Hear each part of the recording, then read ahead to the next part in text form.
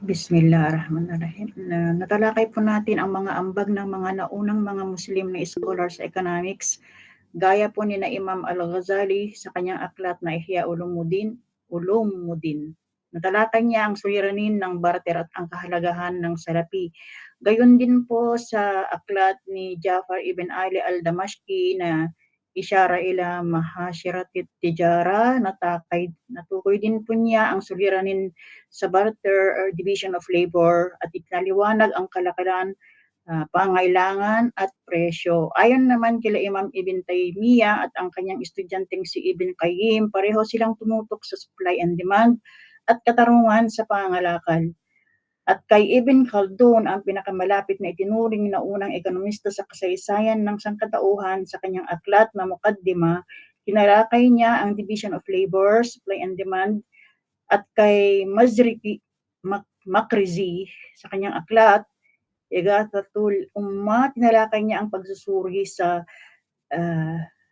galaul maisha, inflation at mismanagement. Ang mga ideas, opinion ng mga naunang mga scholar ay naging pundasyon ng Islamic economics, bagamat ang kanilang pag-aaral ay hindi pa nakapaloob sa hiwalay na agham na tinatawag na economics. Ito ay affiliated na sa iba pang pag-aaral tulad ng tafsir, hadith, fiqh at iba pa, na naging gabay sa pagtutok sa katarungan, pagiging moderate or balanse at pag-iwas sa korupsyon sa larangan ng economics. Sa paglipas ng panahon, nagkaroon ng panibagong pagsasaliksik ng mga batayan, prinsipyo at alituntunin sa gawaing pang-ekonomiya na ayon sa fiqh at sa mga madhab. Kabilang dito ang usaping riba, monopoly, banking transaction, at mga iba pa. Lastly, yung yung mga chronological events, meetings and conference, istimaat, mu'tamarat, kung saan tinalakay ang mga iba't ibang issues ng economics na nagbigay ng katatagan at pagkakakilanlan sa Islamic economics bilang isang agham. Yun lang po. Barakallahu fik, Sister Lina. Jazakillah khairan wa barakallahu fik. Masya Allah, mumtaz. Masya Allah. Okay, tuloy tayo. Ang mapag-aralan natin ngayon ay yung jawanibud dirasatil iktisadiyah. Yumkinul qawl innal ilma al-iktisadi ya'ni dirasati dhawahiril maliyah. For example, no? So, kukunin natin ito, ya ikhwani wa akhawati, yung tatlo na ito.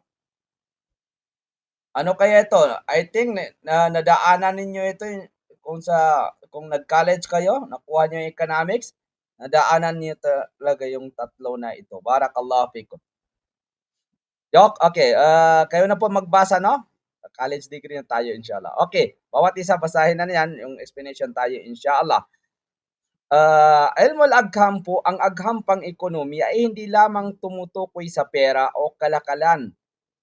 Ang ilmul iktisad, ya ikhwani wa akhawati, yan po yung agham pang ekonomiya ay hindi lamang tumutukoy sa pera o kalakalan. Hindi tumutukoy sa pera o kalakalan, kundi isang pag-aaral ng mga penomenang pinansyal, zawahirul maliyah sa Arabic, zawahirul maliyah, na makikita sa fardun individual.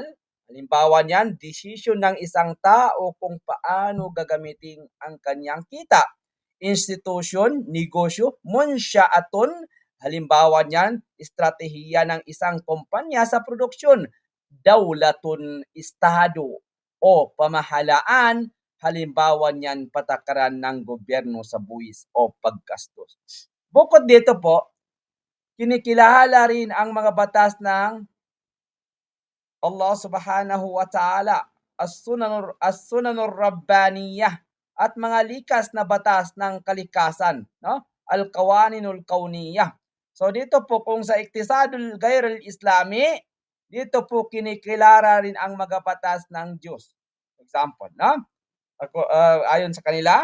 So dito, dahil po Islam tayo, ay kinikilala natin, no? Kinikilala ang mga batas ng Allah subhanahu wa ta'ala, as-sunanur rabbaniyah, at mga likas na batas ng kalikasan, al-qawaninul kauniyah. So yan po yung kanun. Al-kanun bisyaklil am, napakalawak po, no?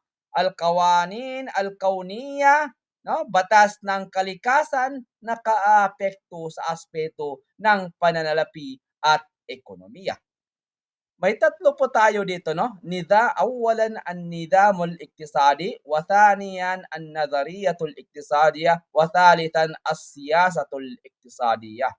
Bawat isa sa kanila niyan, yung nakikita niyo tatlo, meron pong silang sariling subject yan. Yung nidamul iktisadi, may subject yan na sarili. Yung nadhariyatul iktisadiya, mayroon din subject diyan na sarili.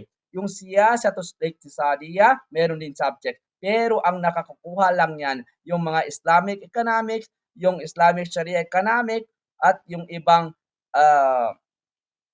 kwan sila sa economic. Yung major nila ay economic. Yan po ang major nila. So dito po, ano po yung nizamul iktisadi?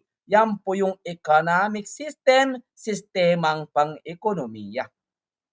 Ito ang struktura o balangkas kung saan umiikot ang gawaing pang-ekonomiya. Sa Islam po, ang sistemang pang-ekonomiya ay nakabatay sa Sharia, kung saan ipinagbabawal ang riba, garar, no? Labis na hindi tiyak na transaksyon at haram na kalakalan.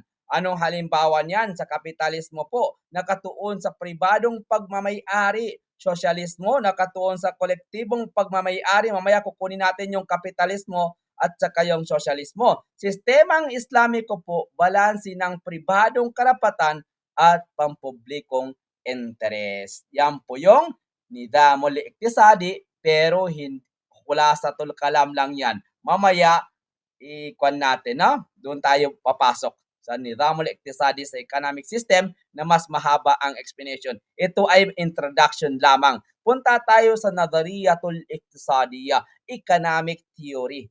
Teoryang pang-ekonomiya.